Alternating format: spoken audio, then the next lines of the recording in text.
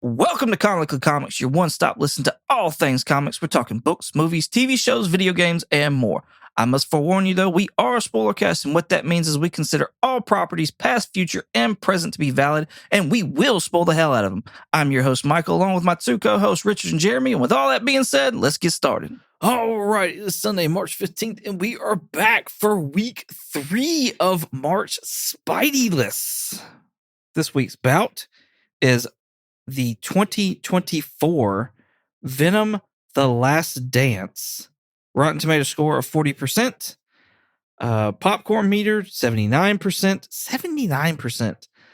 This would be our number 2 seed versus our number... trying to do all this stuff in my head now. 5? Yeah. Yeah. Okay, cool. Our number 5 seed, Morbius, from 2022. Rotten Tomato score of 15%. Popcorn meter, 71%. 1% less than Craven. That's the only reason that I got to 5. So we're doing all this in search of the biggest turd in the wind when it comes to the Spider-Less movies from Sony. Yes, so you will be this armless, legless, faceless thing, won't you? Rolling down the street like a turd in the wind. I need y'all to see Richard's face when he's doing this because it's pretty freaking funny, honestly. I want to start with Morbius, if y'all are okay with this, because it got so much shit whenever it came out the first time, and then on top of that, the second time. Oh boy, did it! Man, I'm going to talk about that because I thought that was funny. I didn't realize it came out 2 different. Really? Yeah, they released it. Oh, we'll talk about it. I don't want to spoil it yet, but no, yes, absolutely, I'm fine with Morbius. It's Morbin time. Let's do it. So this is pretty much an origin story of Michael Morbius. You'll know him as Morbius, the living vampire from comic books. We got some first appearances, of course, Morbius, it's in the name. Amazing Spider-Man 101 from 1971. Martine Bancroft, Amazing Spider-Man 102 from 1971. Now, spoiler alert, I couldn't find her first appearance as a vampire, but that is a thing that's in the comic books. So, anyways, Agent Simon Strode, Tyrese Gibson, Creatures on the Loose, number 30 from 1974. Lucius Crown, Spider-Man 76 from 1997. And then himself as Hunger, which is a vampire, him as a vampire. Peter Parker, Spider-Man number 4 from 1999. Like I said, origin story, you get Michael Morbius. He's friends with Lucius, grows up with Lucius. Lucius has a lot of money. Morbius is extremely intelligent and is looking for a cure for him and Lucius, a.k.a. Milo's blood disorder. And it winds up turning 2 friends against each other. So, I really don't have a whole lot to say about this. I feel like I started reading the comic book and I never finished it, of the origin of Morbius, but I feel like a lot of the story that we got is pretty much the comic book. But that doesn't necessarily make it good. Yeah. So, I don't know. Yeah. So, obviously, so this was my first time seeing both of these. Okay. But I think it's funny, like, in watching these, I was like, this is literally like, and this may be spoilers for part of the next movie, but like, this is literally like a dance-off between the 2 movies. Because there's these scenes in both movies, and I'm like, this is dumb. This is ridiculous. Like, these dancing scenes. And I'm like, I can see why this one got so much hate. Like, this is, to me, like, I don't know. It's like Marvel's version of Batman if he went bad, kind of thing. But again, it's another version of, like, he's supposed, like, because my wife was watching this with me and she's like, isn't he supposed to be a bad guy? I was like, I don't know anymore. Like, I thought all these movies were supposed to be about villains, but all of them are about, like, them being good guys. So yeah. I don't know. Your call is just as good as mine. So, and it just, it was very just, I don't know, rough. Yeah, it was rough for me as well, Jeremy. Honestly, it's the one that broke me when I was watching these originally. I mean, I'll be honest with you though, like now seeing the other three, like, boy, I didn't know it couldn't get any worse, but somehow, Sony found a shovel and dug deeper. But it's still bad. Like, it drives me. The thing that I think that I now forgive it for compared to the other ones is that it's at least, then I don't know, it just depends on your preference, but like it's just a cookie cutter like superhero origin story. Very much so. Like to the point where he literally fights just an evil version of himself. Right. Yeah. And it's very bland in that aspect, which originally I critiqued that, but like, when you look at other ones that we've done, I don't want to spoil who I'm referring to there, but when you look at some certain ones, I'm like, okay, well, I guess I forgive it now for that. At least it tried something, but there's a lot of just dumb, like pseudo intellectual things in this movie that I don't like. And it's mostly due to the writing. And I don't like, so he, like, we'll talk about that real quick. He starts off and you see him like he's weirdly at a cave, and he's in a helicopter. He lands. He's gonna catch these bats or whatever. He cuts his hand. He puts it up to this weird wire thing that I don't know. Like I don't know how that's supposed to catch the bats. First off, and then secondly, that's not how vampire bats work. Like, they're not like piranhas. Like, the moment they smell blood, they just go ape shit. And then actually, in that, the only thing he would get would be rabies. Like, that's the only thing he would get from that. And that also kind of brings me to my other thing. Like, I was thinking about too, whenever you're talking about that, is, he later on, whenever he's doing his whole metamorphosis and thing, whatever, Morbius, and then changing to Vampire Man. Does he become a caterpillar or a butterfly? Yeah, that's what he makes you think, or at least Lucian makes you think. But he was talking about in there like how typically these vampire bats will attack people.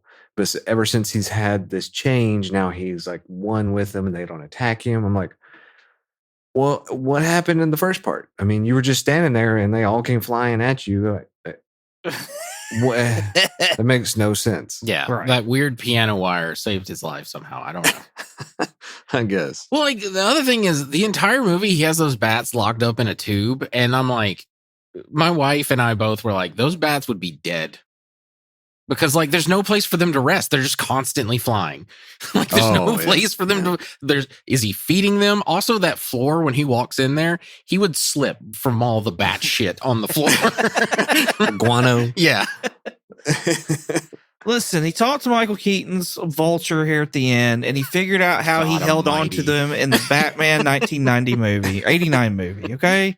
At least that's how he figured that out. At least in that movie, they had like a cave to like hang upside down on. Since you mentioned Michael Keaton, I know it's the end of the movie, but good God, that post-credit scene is abysmal.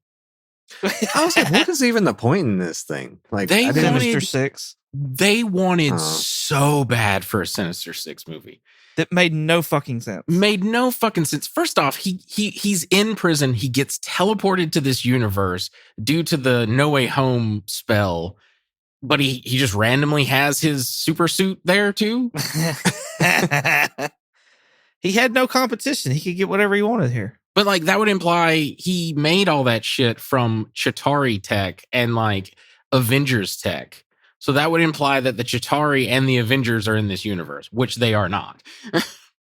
Maybe just the Chitauri. No. They like it makes no fucking sense. It's because Sony just wanted a fucking Sinister Six movie. I don't understand why they couldn't have just had him be in the universe and he's that universe's Adrian Toomes. Right. Like, I don't get it at all.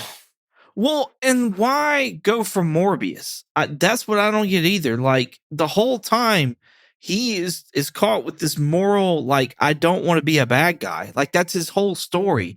But then we're gonna sit there and have Adrian Toomes at the end be like, hey, I think a few of us should team up. Mhm. And he's like, oh, I'm listening. I want to be a bad guy now. I'm a Yeah. bad boy. Yeah. Like,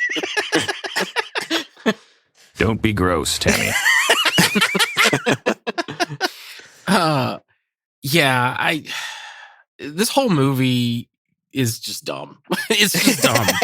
Like, also he gets, so, you know, he does the experiment, he injects himself with radioactive bat blood, I don't know, like, and he gets the powers of a bat, all of and them. you know, like the powers of sonar and drinking blood and turning into wispy smoke. Yeah. Yeah, which that was another thing. I mean, like, why is that their choice of like VFX, whatever you want to call it? Like, where did that even come from? They thought they had a crowd of people that watch their movies that really like to trip on acid. And so that's what they were trying to cater to in this one. Okay. Like, come on, y'all. Well, no, I guess. they're going off of because Morbius is the quote unquote living vampire. So yeah. he has the hunger of a vampire.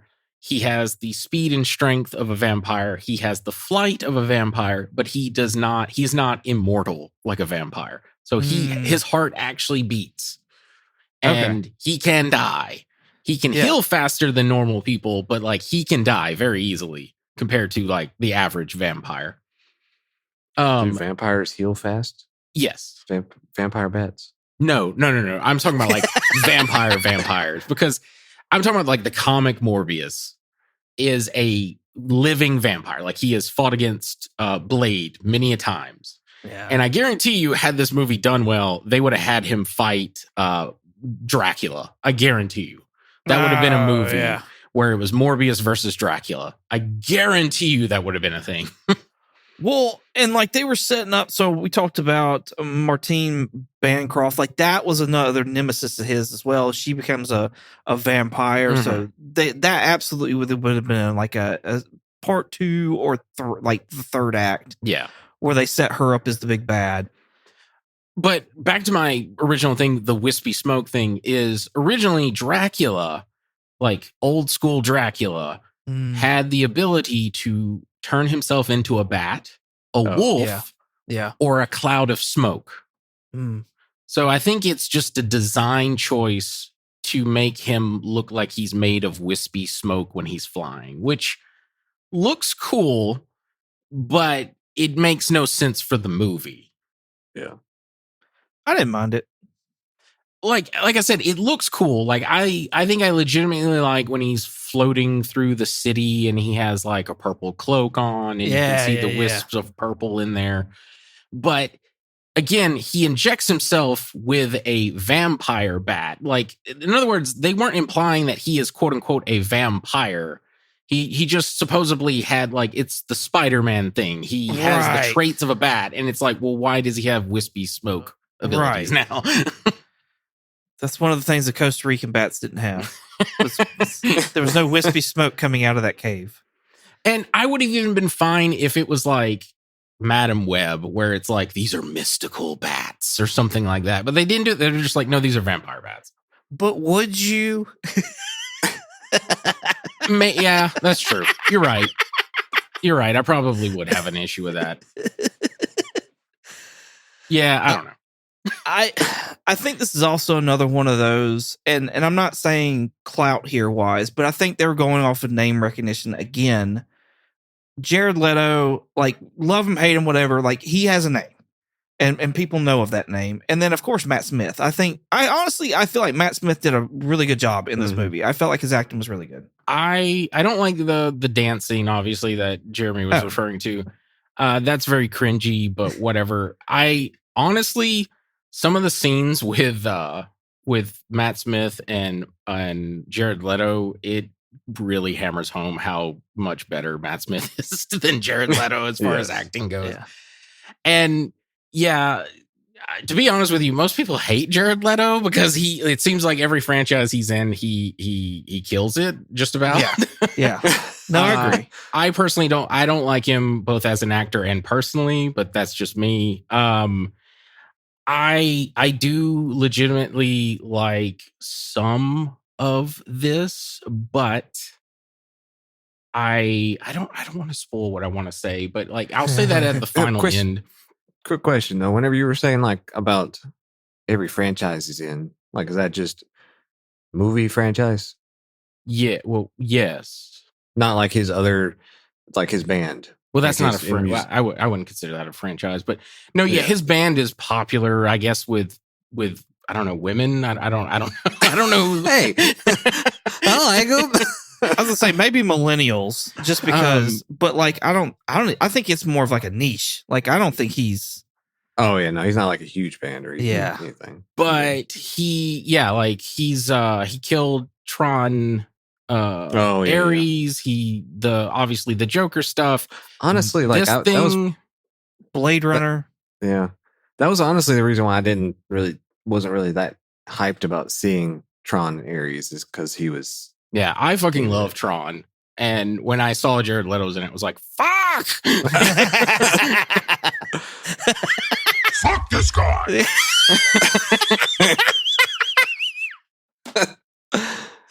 I didn't know which one you were going to go with, either Ryan Reynolds or Venom. Yeah. No, but there are certain things that I like in this movie. For the most part, though, it's real bad because it just tries to be smarter than what it needs to be. Like, yeah. Okay, so perfect example. When he's a kid, he fixes this machine for Milo. And he uses a pin spring to fix it. And the I forget the guy's name, the like dad of Milo is like, "You fixed this? We have a team of doctors who couldn't even fix it." And it's like, it's a fucking fuse. What do you mean? Like, what kind of doctors are working? No wonder these kids are dying left and right. Like, yeah, no, I agree. Just the way they were trying to sit there and make him like smart and intelligent and all the other jazz, they could have made better choices. I do think that comes down to the writing. It's just like Sony just doesn't. It goes back to what Jeremy was saying. Like, you go into these movies, they're being like, "Hey, these are all villains," and it's like, but they're good guys in these movies. Yeah. So again, back to the writing of like, what the fuck are we doing, y'all? Yeah, this should have been. I think it would have been cooler if like Morbius is like doing illegal shit to try and like cure him of this vampirism. Because that's kind of more of what the comic is and what the cartoon show was, is like he tries to cure his weird blood disease and then it turns him into the living vampire. And then he's like, well, I don't have the money anymore and I look like a monster man. So I need to just do some illegal shit to cure myself. Like that makes him more of a sympathetic villain of like, well, he is going about it the wrong way, but like, he's just trying to find a cure for himself. Right. Instead of this, like, Milo is like, whatever, thinks he's like a god now and he wants to just murder everybody. And Morbius is totally against that. And I don't know. It was stupid. But I get it. Like we said, it's the cookie cutter fucking like origin story for a superhero. No, I mean, what? Iron Man. Freaking versus bigger Iron Man. Ant-Man versus evil Ant-Man. Incredible Hulk versus Abomination. Yeah. Like big and it is cookie cutter, and I'll give it to. Well, I mean, I don't know. Madam Web was kind of the same thing, like of clairvoyant versus somewhat of a clairvoyant, like kind of deal. Yeah, she didn't have the same power. Like she couldn't. Be a spider, like crawl on the wall kind of stuff. So right. Some other stupid things that happen in this movie is when they do the experiment on this boat, like illegally out in the ocean, eventually he checks the heartbeat of Ravencroft and he listens to her breathing to check for her heartbeat. Like, he puts his ear up to her mouth. And then they Oh, play yeah. the sound of a heartbeat. And I'm I like, got you. that's, your heart is famously in your head, apparently. He was trying to do two things at one time. He was trying to sit there and feel the breath and hear the heartbeat. The other thing is they're doing the experiment and there's these like weird armed guards, which I just assumed since they were out in international waters, it was for piracy or something like that. But like when the experiment goes wrong and he turns into the living vampire, the guy like cocks his gun. Like does he have the script? Does he know what's about to happen? Like, why does he know he's going to be in danger right now? And it happens later again when Milo goes and gives him the blood when when Morbius is like, I need blood or whatever, and he's in that glass room. Milo just throws it to him.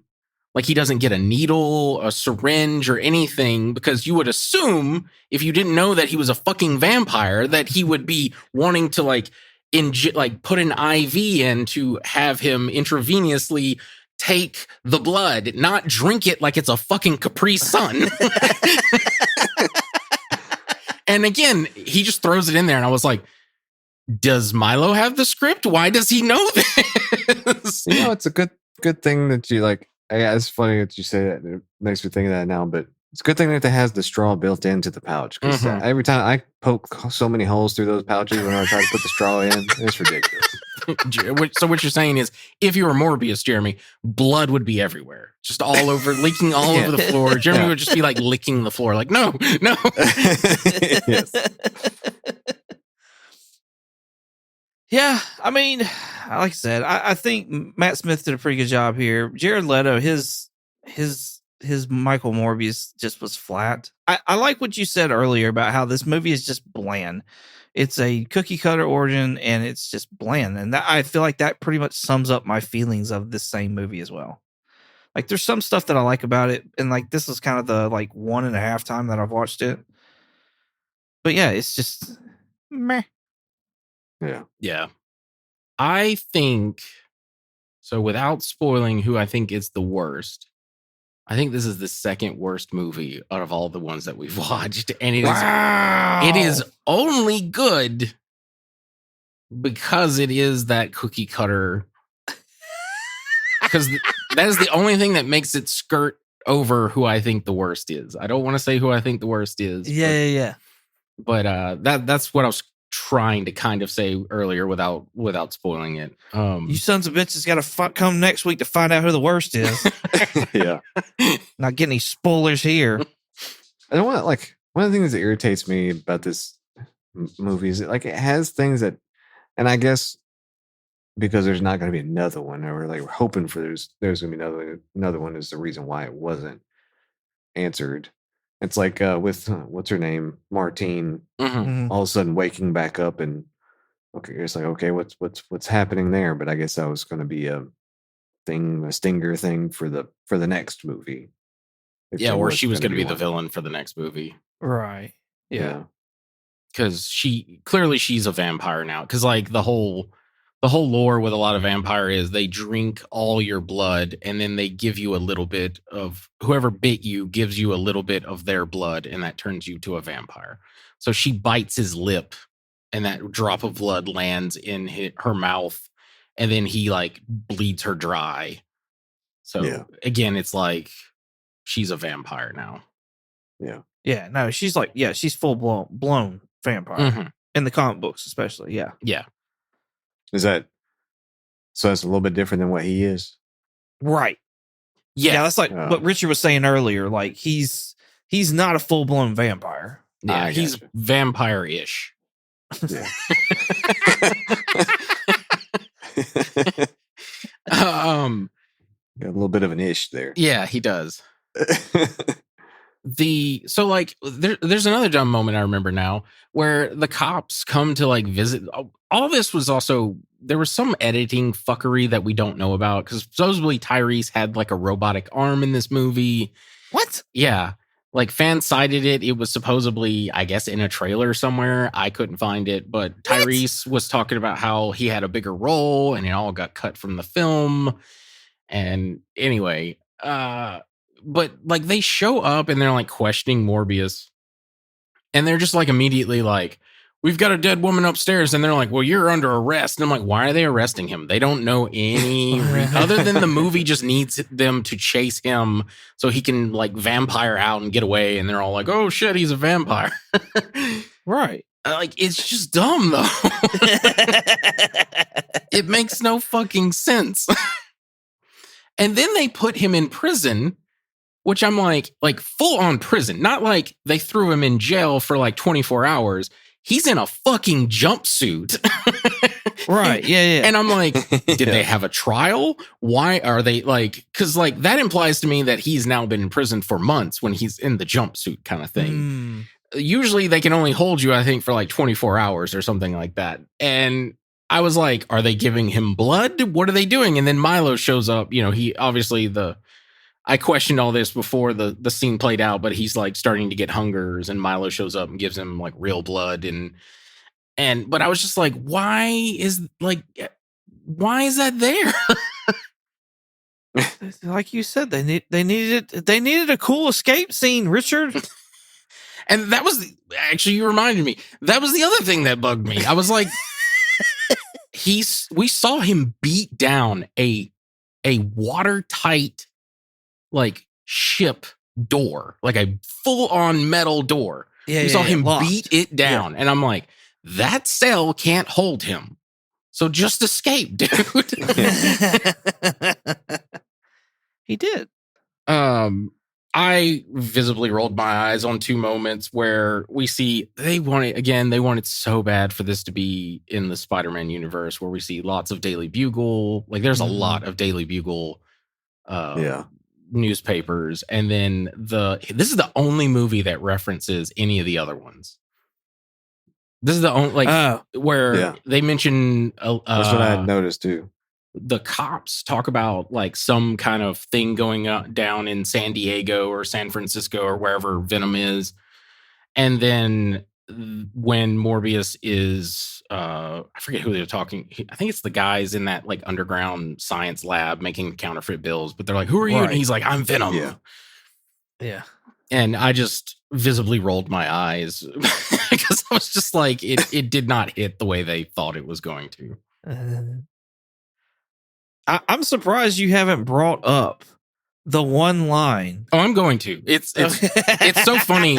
I'm just going down my notes. It's the very next one. But thank you for queuing it up for me. So the worst line of this movie. Venom is making a serum to kill Milo. So he finds Venom. So yeah, see, he got me doing it. Morbius is making a serum to kill Milo in the movie, and he gets I forget what it does exactly. It like coagulates your blood or something, and he says the line, "Deadly to bats, fatal to humans." So the same. Those words, they're synonyms. Like, they are the exact same. Just wanted to make sure we're all on the same page here, okay? I'm telling you, this is just Sony thinking you're stupid. Like, and that's why I hate these movies. The last thing I hate is he summons millions of bats that apparently live in the subway. You know, famously, the millions, like I could see hundreds, but millions of bats that live in the subways and sewer systems of New York City, which I'm like, that's just too many bats. Like you would be splattering bats as you drove the subway car constantly. They're flying rodents. No, those are pigeons. Oh, my bad. That one, like that was one of the ones where I visibly like eye rolled because I was like, it's a freaking Kamehameha wave of bats. That's it, basically. That's funny that you say. I wrote he did a Hadouken of bats. So, but that is all of my notes for the main movie. I don't know if you want to talk about that. I have just a couple of the trivia things and how much it earned. Yeah, come on. Okay. Yeah. So we talked a little bit about the Tyrese had a bionic arm in the promotional trailers, but it was never actually in the film. I talked about that. This is my favorite. It's the theatrical release and how much it earned and all this stuff. This is my favorite because it's really funny to me because there's one part that I actually forgot. So the budget for this movie was $75 million. Okay. Not a lot, but I think they did a lot with what they had, in my opinion. Yeah. I legitimately do. For $75 million, I think that looks like that puts in a lot of context of like, okay, the movie looked really good for a $75 million movie. With all the wispiness and the face changes. This is probably like the cheapest one of this little series that we've been watching. Yeah, I think so. I think you're right. I can't remember. Because like the other one I remember was like 80 million. Yeah. Okay. I couldn't remember. Was it Madam Web or something like that was 80 million? I'll try to look that up in a minute. But so it made back on its first release. Let me get there real quick. It made back a total gross of $163 million. So if you do the normal thing that I do, it made less money. It made like negative $55 million. Yeah. But then the internet did what the internet does best and memed the hell out of it, which is where we talk about it's Morbin time. A lot of people would say like, "Oh, I love the part in the movie where he says it's Morbin time," and what I forget all the memes now. But anyway, the Sony execs, again, why I talk about how their heads are so far up their ass, they can't see the sun. They thought that people actually liked this movie, and when they were memeing on it, they weren't actually dunking on it. They were just like, they really legitimately loved this movie. So they re-released it in June of 2022, and they released it for the weekend, and I assumed they were going to do it longer, but it did so poorly that weekend it only earned $280,000. That averages around $289 a theater because it was released into 1,000+ theaters, like 1,039 or something like that. Wow. And the part that I love the most is they, like, once that weekend was over, they pulled it from theaters immediately because they were like, we're losing money. There was a change.org petition made and a bunch of people signed it and they cited on it, we were busy that weekend. They were like, no, re-release it a third time. We were busy that weekend. We couldn't see it. So come on, release it again. Like they were straight up trolling Sony to try and get them to release it a third time. I didn't know that. That's freaking hilarious. Yeah. Oh man, that is funny. And that is all I have for Morbius. Cool. Well, Jeremy, is there anything you want to add? No, I think that's pretty much it for me on that one too. Same. All right. Let's venture on into our number 2 seed, Venom: The Last Dance. We got some first appearances we're going to talk about. Some that I don't even know if they're actually in the movie or not, but I'm going to throw them out there anyways. And then I got some shit to troll with Jeremy on. So, Xenophage, Venom the Hunter, number 2 from 1996. That's cited as the first full appearance of the Xenophage. Toxin, Venom versus Carnage, number 2 from 2004. Phage, Agony, Lasher. I don't know if they're actually in the movie or not, but they're symbiotes and they got names. Venom the Lethal Protectors, number 5 from 1993. Null, Venom number 3 from 2018. Venom Horse, Venom War number 1 from 2024. Yes, that is legit. And this one is especially for Jeremy. Clintar the Planet, Guardians of the Galaxy number 23 from 2015. That's hilarious. So wait, Yeah. what is it? With the fucking creatures in this fucking movie. Xenophages. Those are from the comics. I did not know that. And they are like symbiote hunters. Really? I did not know that because their design looks like the Brood from X-Men. Yes, it does. And I thought maybe that's what this was, and they just couldn't call it the Brood. It's I don't know what they look like in the comics. I will say that I didn't get a picture. Okay. But xenophages, they are in the comic books, and they are symbiote hunters. Cool. I didn't know that. That's something I didn't know. Me either. That's really cool. So I did not know. One thing I did not know in this one is where they got from where Marvel Rivals got the emote, the Venom dancing emote from until I watched this movie. I don't know that emote off the top of my head because I haven't played Marvel Rivals in a while. You don't want to. it's just an absurd, obnoxious, stupid emote. And whenever I saw this, I was like, "You've got to be kidding me!" Like this is just like. Whenever I saw that, I was like, "Oh my gosh, this is ridiculous!" Like, hey, don't be hating on Venom and Mrs. Chin cutting a rug, okay? Jeez.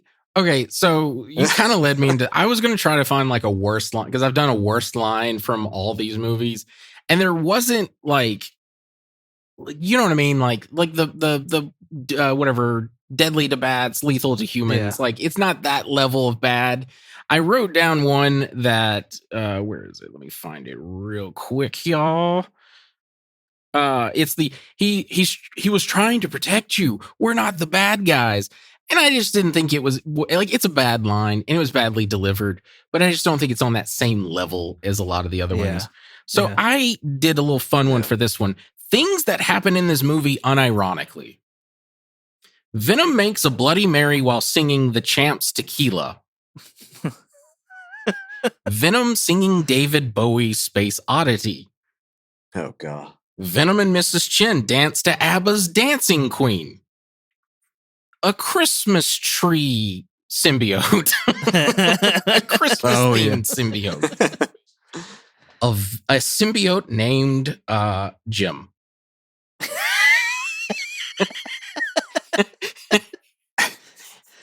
Like, okay, you mentioned on your first appearances. Yes. These symbiotes in this. Lasher is the Christmas tree one. Okay. Lasher is green. It's not green and red. I don't know why they decided to have this one. Because Dasher Dancer. Prancer That's where I was going. Comet like, Cubit, Donner and Blitzen. But do you recall the most greenest and reddest of all? Lasher, the symbiote. The symbiote reindeer. Yeah. No, my wife had made that like on Lasher, on Toxin, on Venom, on Carnage. Toxin, who apparently is not the one that we saw at the end of Carnage that turned Mulligan's eyes black blue. Yeah. The white symbiote is just white symbiote, but I think it's supposed to be a nod to anti-venom, but it is not anti-venom. No, which was disappointing. These two aren't even in the comics as far as I could find, but they call them, they're credited as Tendril and Animal, which are the two, I would say, like twins that like merge and become the hybrid symbiote with the two heads. There's Sleeper, which Sleeper is in fact one from the comics. I didn't know that. Yes. He doesn't even look like Sleeper from the comics, which is like a black and gold like symbiote. He just, in this movie, he's like brown. He's not the fat one. He's just like a big bulky one that you see for like a split second. The one that has fire, which again, not from the comics, is called Lava, which is dumb because their weakness is Sonics and fire. Like they don't even remember their own rules that they set up. Well, and then if you recall, because what got me was like these symbiotes, they're nice. They just want to be free and they want to blah, blah, blah. And it's like, they were captured and brought here. Yeah.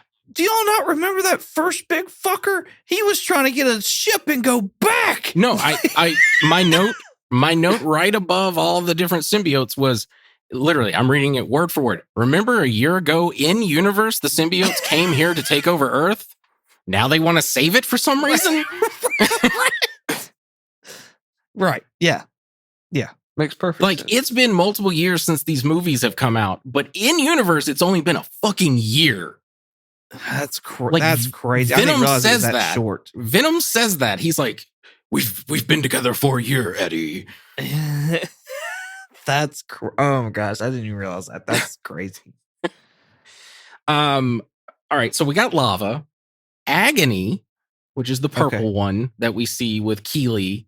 Okay. Does not have lightning powers. She has acid powers in the comics. I don't know why they gave this weird. She has a twin brother. He was killed by them holding hands, and she got struck with. It's all fucking her entire story could be cut from the movie. I don't even understand why she's in the movie. Like, she adds nothing to this movie. That's probably my biggest problem with this movie is all the fucking filler because they didn't know what to do or were trying to sit there and set up Null, but weren't going to do another one. Like, all the fucking filler, like, that's what pisses me off about this movie. Yeah. And then I saved the best one for last. Jim. He's the fat one. He's the one that's got like the dad bod. He's got like the big old gut. They don't. A lot of people have speculated that was supposed to be Phage, but he's credited as Jim. Jim the symbiote. So you've got, like, it's so funny too, because like all the symbiotes usually have like 90s edgy, like Venom, Toxin, Carnage, Agony, Phage, Lasher. And then who's that? That's Jim. Well, yeah. How can you have a crew without Jim? I'm just picturing like he's like picking his nose. Jim's always the one checking the refrigerator to make sure nobody's fucking with his lunch. Okay, that's who Jim is. You want Jim on your side because when it goes down, he's going to be ready. But yeah, I do not get like all the symbiotes they did here. The one that boggles my mind the most is the Christmas one, which I was like, this must be Jeremy's favorite symbiote. Yes. You talked about it earlier about how what's her name and her backstory of a twin brother and the lightning and all the other jazz. Mm-hmm. So you had that story that to me just meant nothing. I didn't care. I didn't like. There's no point in it. Same goes for this whole like Venom. Eddie is in Las Vegas. They meet Mrs. Chen and they got to dance for their life there at the night away, and like that was all. We don't need any of that. The whole riding with the fucking hippies and then they have their own side story in this movie. Not needed at all. Real quick before you, I don't want you to lose your train of thought, but just remember when this movie was coming out and everyone theorized that was their universe's Lizard, because that's the same actor who played the Lizard in the Andrew Garfield one. I was gonna say Amazing Spider-Man. And then a lot of people theorized, because we didn't see the little girl, we just saw a woman and a young boy. Everyone theorized that was Aunt May and young Peter Parker. And how, like, I forgot all this shit. That would have been a better story than we got just some fucking weirdo, like, UFO, like, sight seekers. Yeah. Man, like that. And then we start the movie off with some more of the like comedic relief bullshit with Venom, where he's, like you talked about it earlier, he's making a Bloody Mary to the song Tequila, and he's like tossing shit around everywhere. And like yes, it's a little chuckle, but like it's still not. I don't care. I don't want to see Venom like that. I also the whole like we're Venom. Yeah, it's like that. I'm like no, stop, don't do that. That should have been in the first movie. Yes, that should have been like one of the first times he does the "We Are Venom" and he screws it up, and then he's like, "Oh, we got to work on that." And then at the end, because at the end of the movie, he does that line when he before he says the turd in the wind line. Yeah. One. And then he's like, what are you? He's like, we are Venom. Like, that should have been in the first movie, not in the third movie. Right. Right. Yeah. Well, he even did it in the first, didn't he? No. Well, I mean, he did the We Are Venom, but he didn't do it like the goofy, like it's unsynced. No, yeah, they were together, weren't they? Or was it just him saying it? No, it was both of them saying it. It was right. Yeah. So it goes back to the whole continuity thing of like, they already had it down. Like, why are you fucking taking them a step back just for laugh? Like, no, I agree. Like the him being like, we are drunk, Eddie, you know, like doing all this stuff and wanting to make more alcohol was just dumb. And I thought the fight with the, like, when he goes and stumbles into a dog fighting rink and the comedy in that was a little bit more palatable. Yes. And that's where the comedy should sort of stem from. Yeah. I didn't like I kind of cringed when Venom pops out and he's like, hola, bitches, or whatever. I was just like, okay, whatever. But I liked it. Also, we're skipping over. This is the retconning. Like, a lot of people assume that the symbiote piece is still left in Spider-Man's universe, like Tom Holland Spider-Man's universe. But this is retconning that no, it was in Eddie's universe, and Tuatel Ejiofor's character, I forget what his name is in this movie, but captures it. See, I haven't. It's been a while since I've seen the Spider-Man No Way Home end credit scene. I've watched it back to back today. I specifically made sure that I watched it. So when he drops it in the No Way Home, how does he drop it? So in the movie, it plays out very similarly. It clearly I thought maybe they just re-edited it, but it is from different angles. So I guess they reshot that scene. But anyway, in the original version, like the No Way Home post-credit stinger, he stands up and he holds his hands out and he's like beginning to glow, and then he just like disappears. Okay. And then there is a symbiote on the counter, and it's just a close-up shot of that symbiote on the counter. Right. Okay. But in this version now, a portal opens up. Right. And he gets sucked through. Right. And there is no piece left.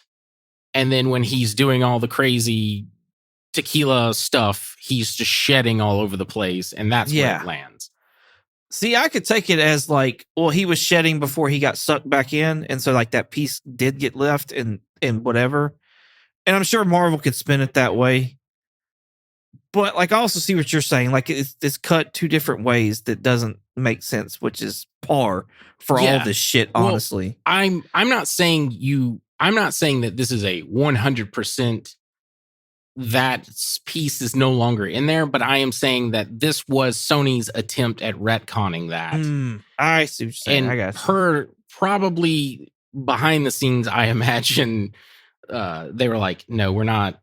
You tried to weasel your way in. We're not doing anything with your Venom. Fuck off. Like, so I'm assuming that they like retconned it and they just did it this way. This was the best way that they could figure out because they're, stupid. I got you. That's funny. I don't know, man. Like I also feel like I got Iron Man 3 vibes from this as well, with all the symbiotes or whatever, like joining in. I don't know if that's just like people do that on the third movie where like we have multiples of the same thing. Like, I don't know. I thought you meant because there's Christmas stuff in there. Oh no. Well, there is that too. I didn't think about that. That's funny. Yeah, my biggest complaint, like I already said, it was just the unnecessary storylines just to pad the time. So I honestly kind of like the whole. I like the whole actual base story of it. Of like, Noel needs this codex to be able to break free. He sends his xenophages out to go get it, and it was made from the first movie. Okay, cool. It's weird how you can understand and remember your lore or history on the one thing you need, but on the rest of it, you're like, oh, fuck it. So, but outside of that, I just didn't care. Yeah. Well, I mean, they like the things that are good are just the things that they copied from the comic. Like the whole Kodak thing and like Noel wanting that's the King in Black. It's just not in Venom. It's in his son.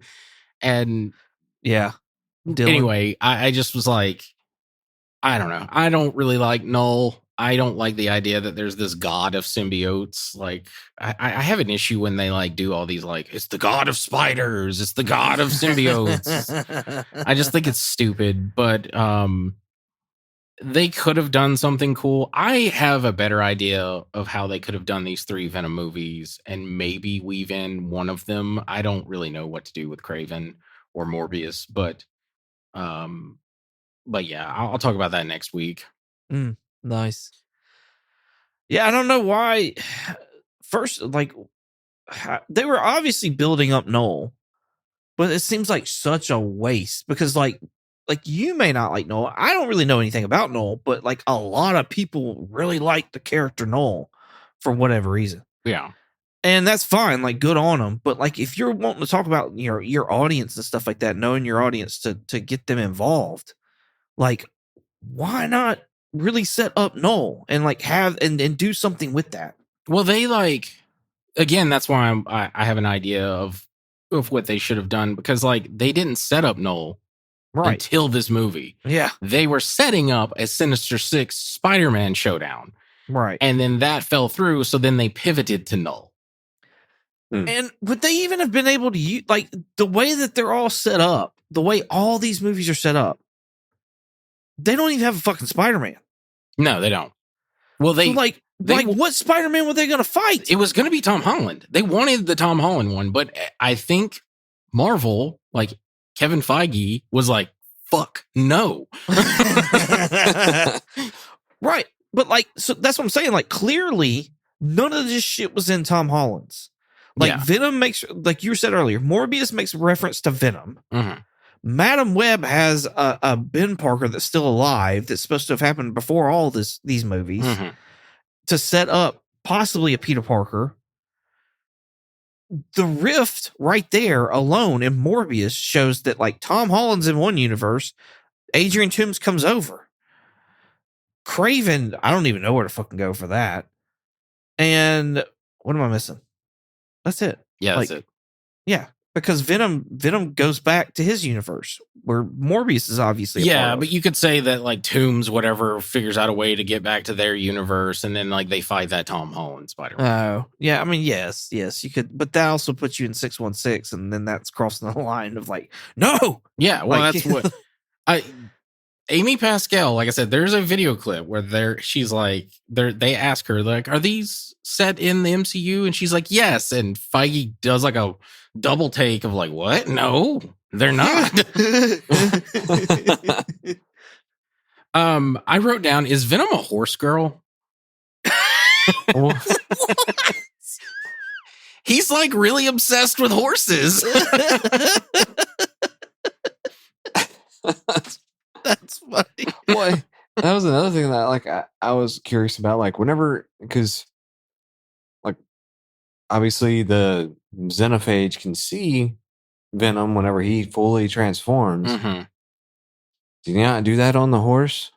Yeah, he did. But it wasn't with Eddie, who had the codec. Right. Oh, it's technically. Oh, okay. It has to be when Eddie. It was that combination. And Venom fully Venom out. Right. Which is just a stupid way for Sony to save money. Yeah.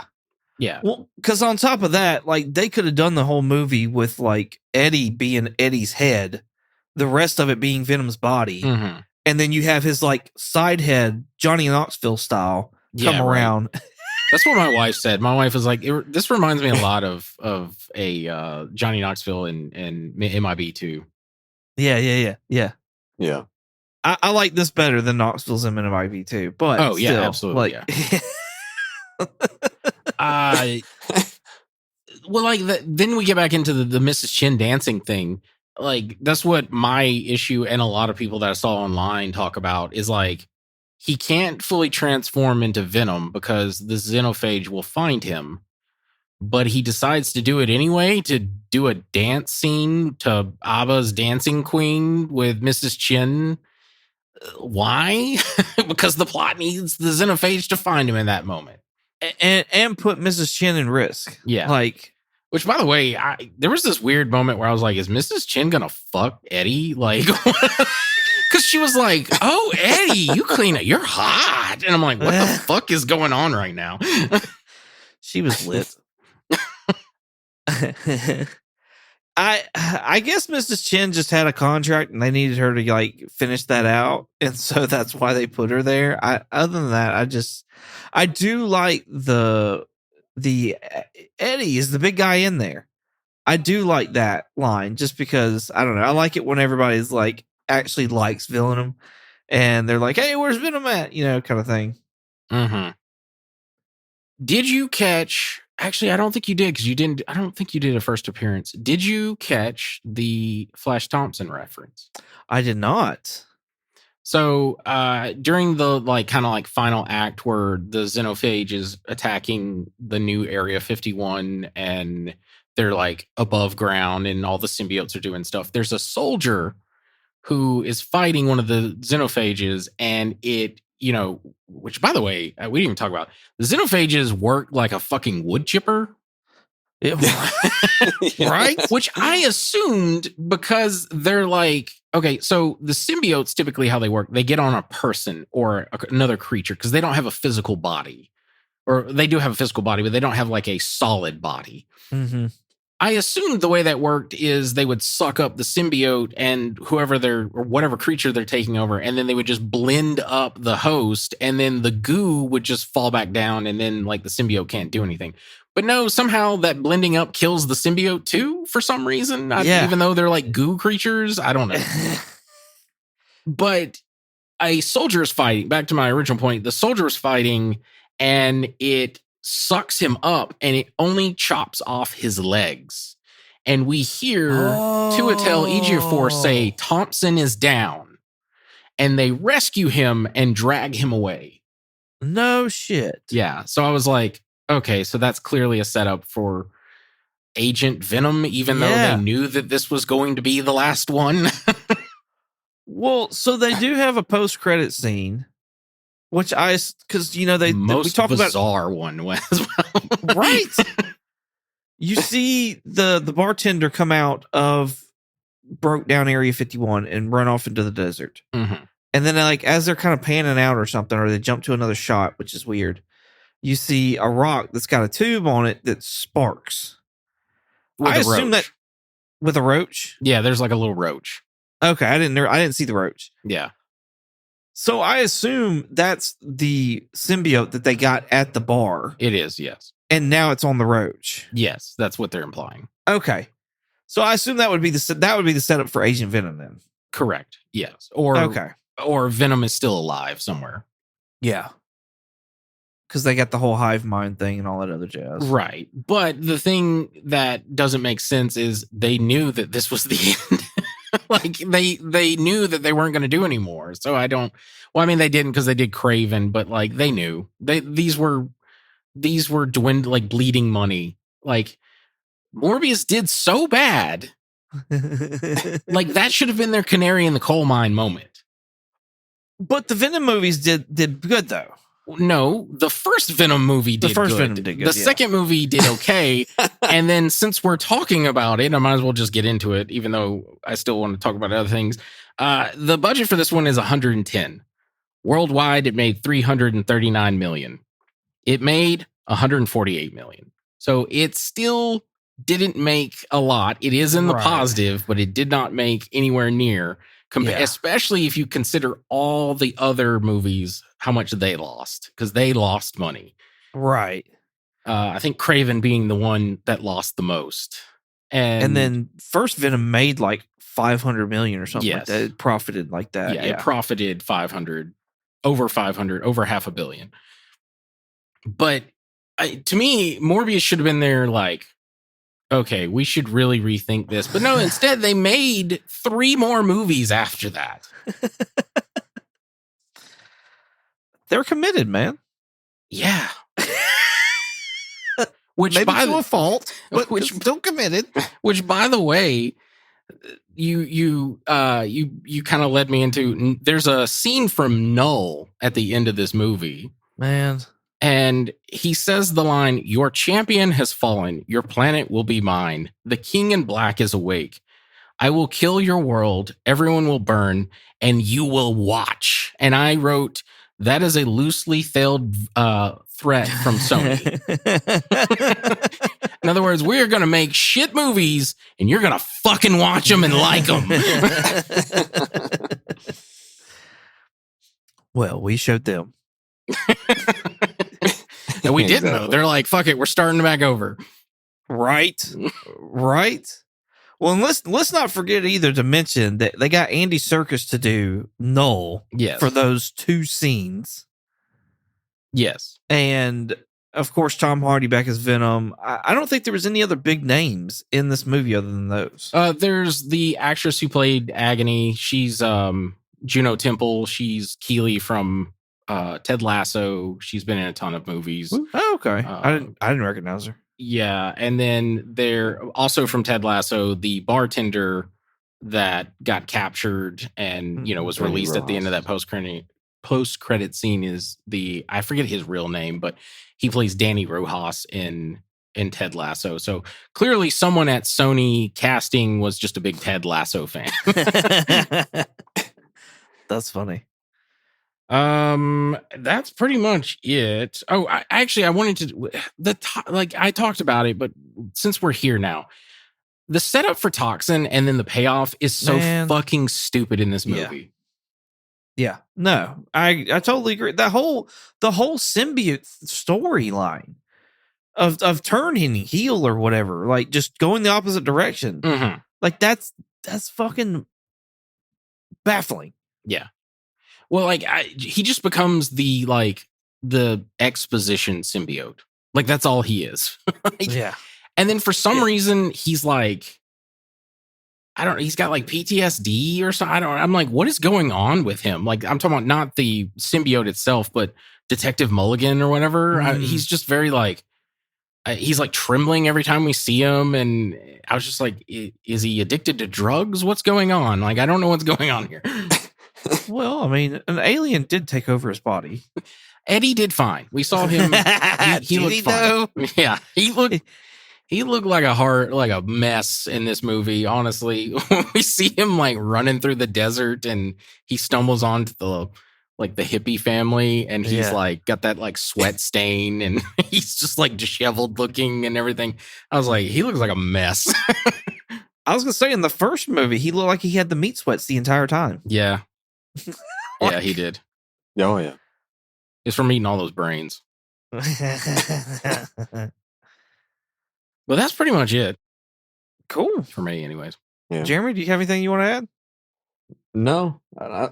There was one thing actually. I was thinking about like during the movie, the first time you see the Xenophage, it's whenever he's up on that plane, Mm-hmm. and that plane like it blew an engine, and then they just left. Well, yeah. Everyone's And dead. it looked like that plane was just flying along just fine, like no issues. Like I'm like that's the only engine on that side. Something happened there, like, but it just nope. They're fine. Was Captain Solia a Sony movie? I don't. I don't know. If it is, we're just gonna say it was a continuation of that. They just That's the stupidest excuse.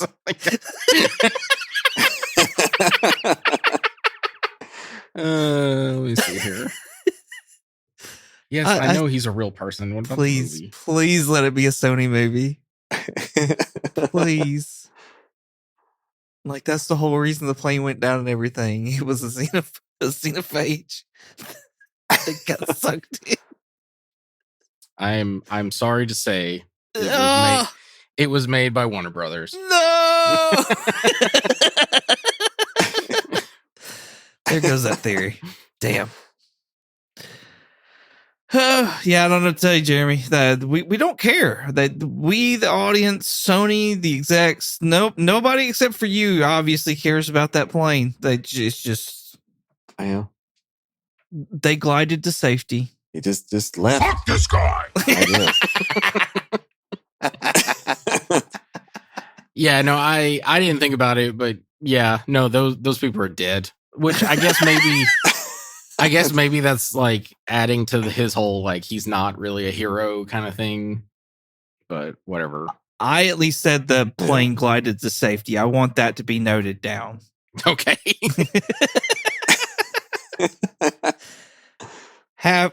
Glass half full kind of guy here. Oh yeah, always. At least we can find a silver lining in this, Yeah. this shit cake.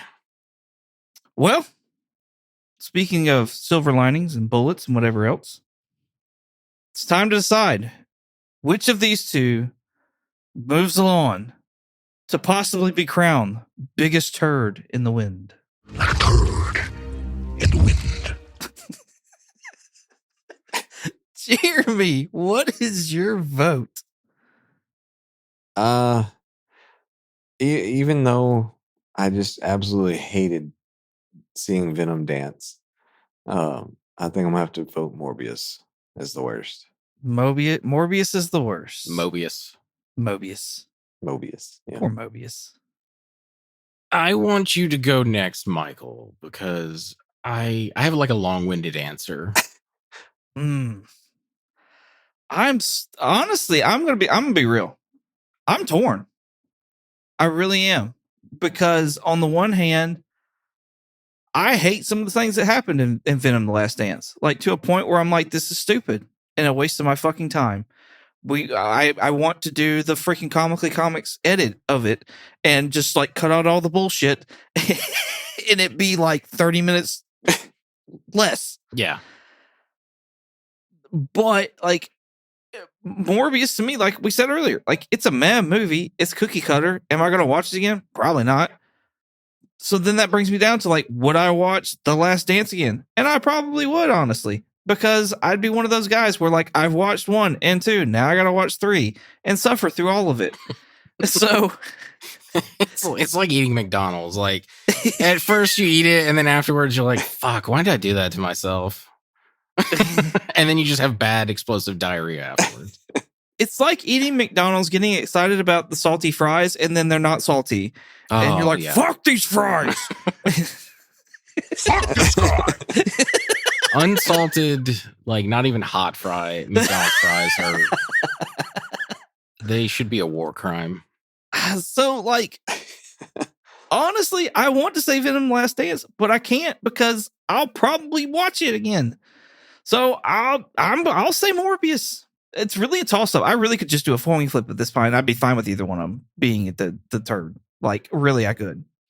Wow, I was not expecting this at all. That is a shocking vote for me.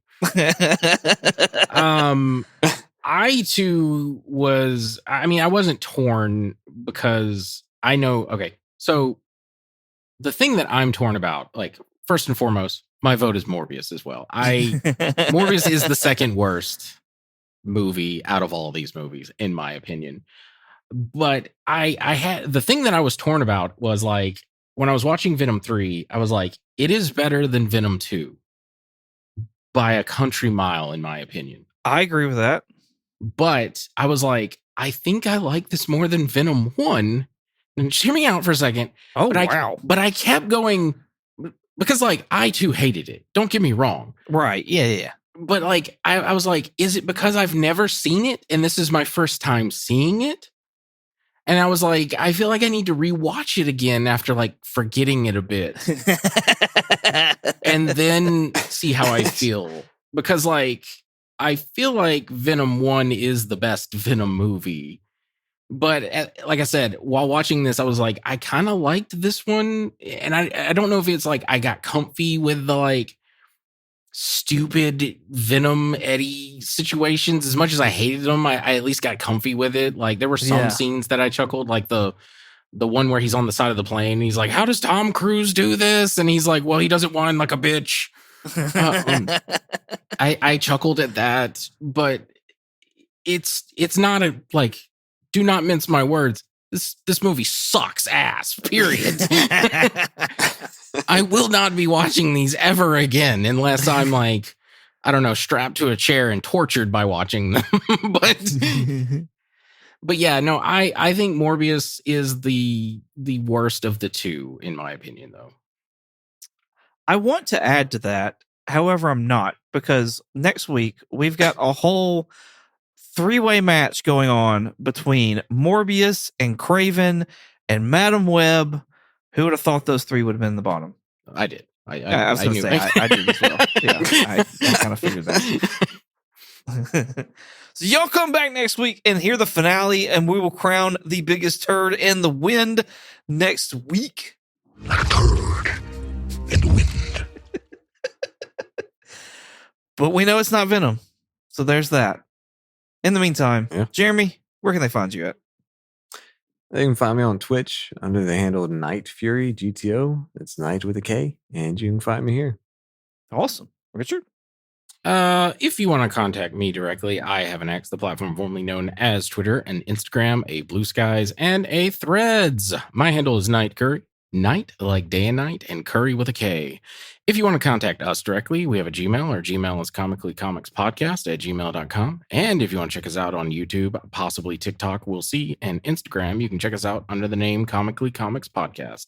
And if you want to check us out on X, the platform formerly known as Twitter, you can check us out under the name Comically Comics with an X. Awesome. You can find me on Instagram, eBay, and Shortbox22_comics. You can also find me on YouTube at 22 Comics. Thank you all so much for listening. Hope you enjoyed it as much as we did making it. With all that being said, say goodbye, Jeremy. Bye, Jeremy. Goodbye, Jeremy. Goodbye. Who the hell are you, man? Me? I am. No. Oh, Yeah, we we are.